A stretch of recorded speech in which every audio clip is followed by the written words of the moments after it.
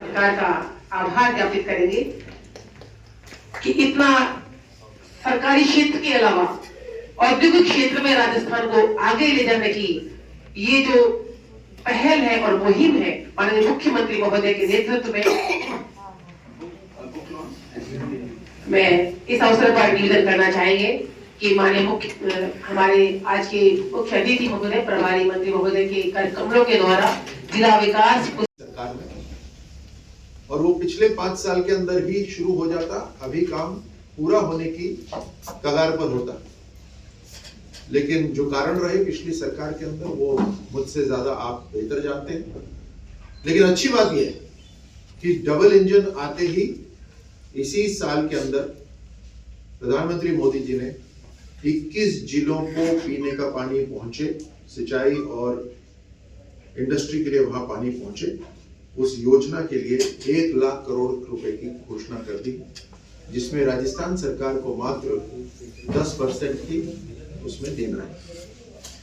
इसका शिलान्यास भी जल्द होने वाला है और इससे खास तौर से दौसा जिले को बड़ी राहत मिलेगी। आपके सभी गांव और जो खेती की भूमि है, और खास तौर से अभी हम आगे चलकर जो बात करेंगे, जो इंडस्ट्रियल फ्रेट कॉरिडोर जो है उसके लिए जो पानी की जरूरत पड़ेगी वो इस ईस्टर्न कैनाल से पूरी होगी। विकास की ओर ले जाने का संकल्प और माननीय प्रभारी मंत्री जी और प्रभारी सचिव जी के नेतृत्व में इस जिले को आगे ले जाने का कार्य शुरू हो जाएगा।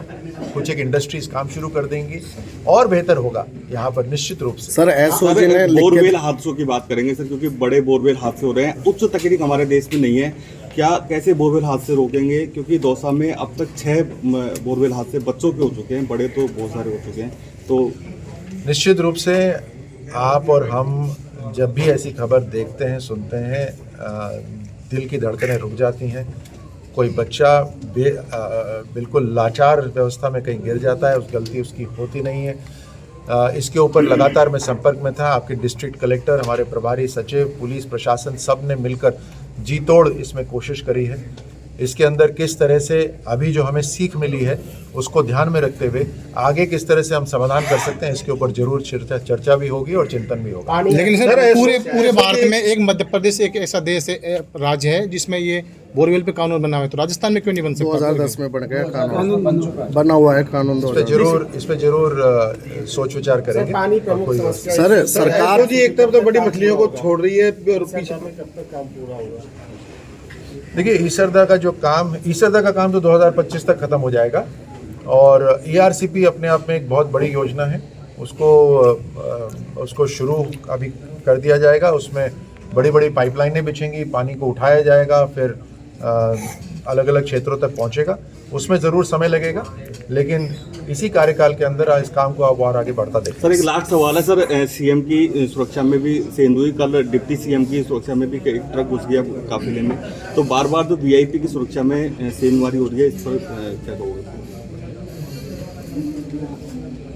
इन सभी घटनाओं को एक घटनाओं के ऊपर एक तरह से इंक्वायरी पुलिस अपने अपने लेवल पे अपने स्तर पर करती है कि क्या मंशा थी, क्या किसी की गलती थी, क्या किसी ने जानबूझ के करा था।